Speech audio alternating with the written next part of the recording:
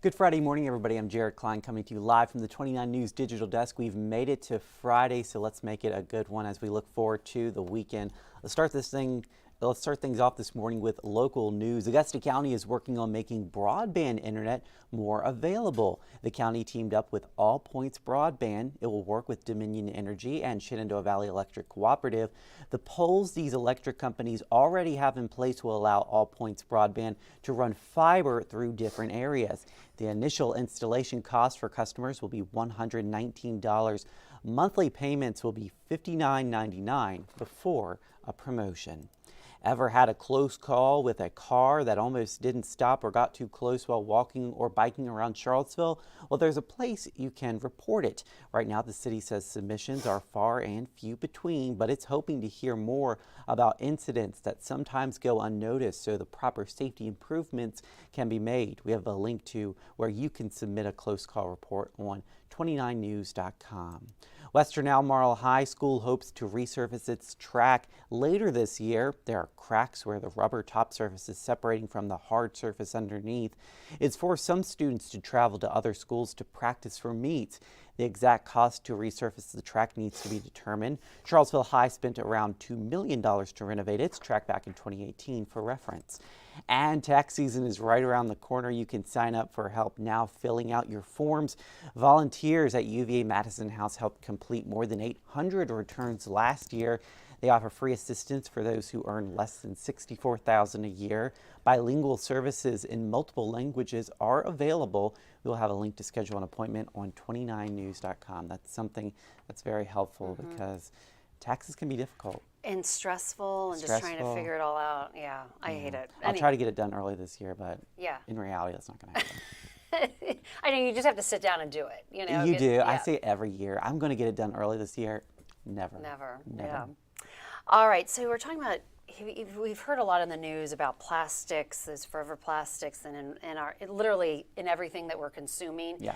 Well, it turns out that the average liter of a bottled water contains 250,000 pieces of microscopically small plastic. And so the researchers that actually discovered that, they are no longer drinking bottled water, at least cutting back on bottled water because of what they've learned. Yeah. That's frightening. It is frightening. I mean, you really can't tell what you're consuming from plastic, stuff you put in the microwave. Yeah. So go glass.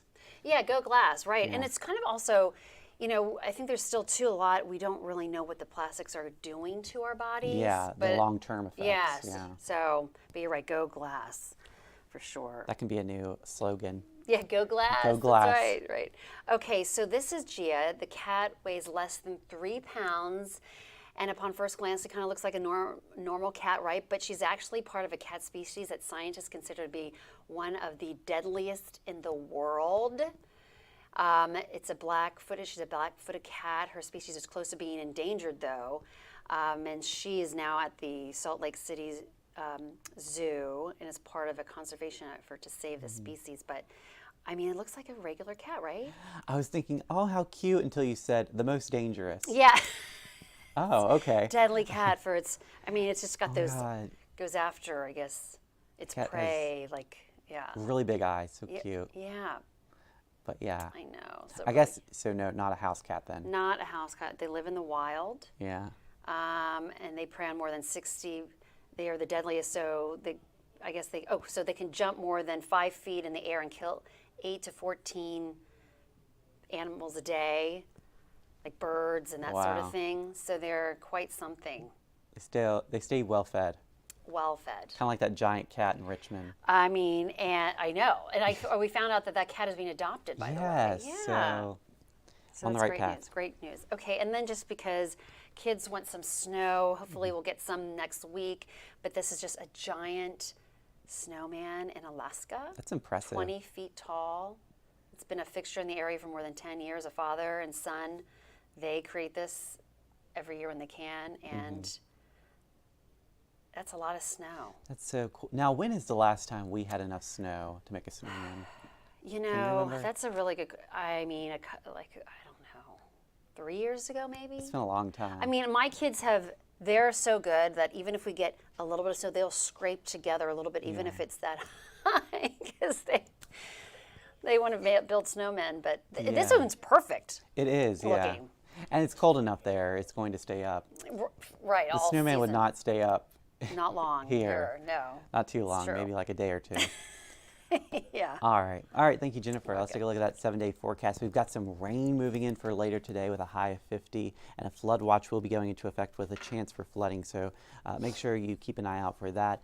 And then it looks like we're going to have a mostly sunny weekend with the breezy conditions sticking around with highs in the 40s, and the next Tuesday is a first alert weather day.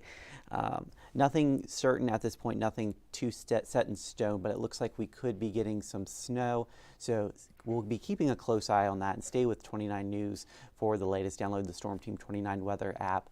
I hope you guys have a great Friday, a great weekend out there. We'll see you again on the news at noon.